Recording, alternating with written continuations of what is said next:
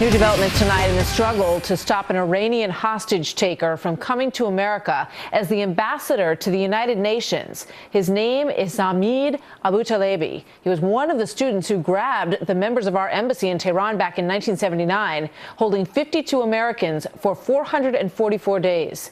We have been trying to get answers from the State Department about whether the administration will block this guy from coming. Watch this exchange.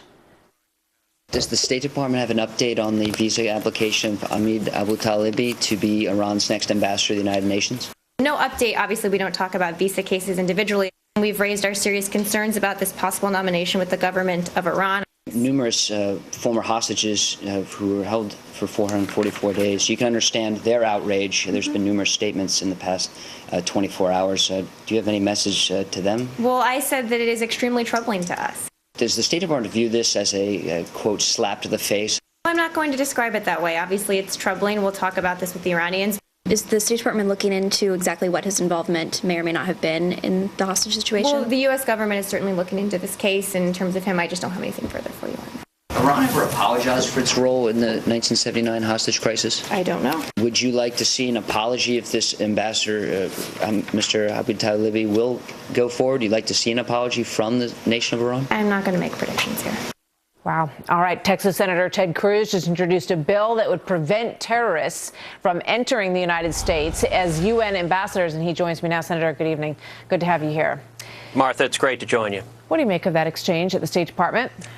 It's dismaying, and even more dismaying is this is yet another indication of just how radical, how extreme, how anti-American Iran is. That this is not an accident that they nominate and name an admitted terrorist, someone who participated in holding Americans hostage for 444 days, and they propose to send him as their ambassador to the UN to live in New York City and Manhattan. That's completely wrong, and it's designed to be a slap in the face. That is the nature of the slap in the face question. I was just going to say, especially with our ongoing nuclear negotiations, supposedly, with Iran, if they were really serious about negotiating, do you think that they would send over this former terrorist to be representing them at the United Nations, someone who held 52 Americans for 444 days?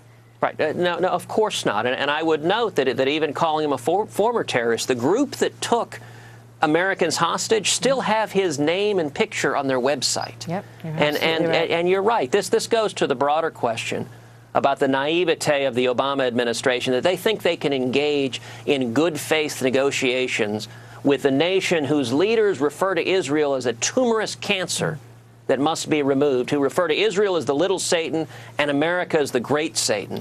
A nation that right now is holding Pastor Saeed Abedini, an American, in prison simply for professing his Christian faith. This is not a good faith negotiating partner. What would you do? That's the question, because she's saying we're the host nation for the United Nations. We are not the United Nations per se. We are the host nation for this entity. No doubt there have been a lot of people who floated in and out of those doors that a lot of other countries would rather not have there.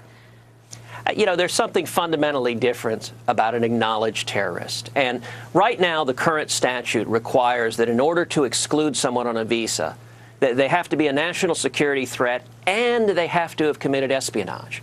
So the legislation that I introduced in the Senate this week changes the and to an or. It doesn't require that they have committed espionage, because we don't have evidence that this person has done that. It simply says if they're a national security threat, we can deny their visa. And I would note, under the existing statute, if the Taliban in Afghanistan had sent Osama bin Laden as their ambassador to the UN, the argument would be we'd have to accept him into New York City. Now that's crazy.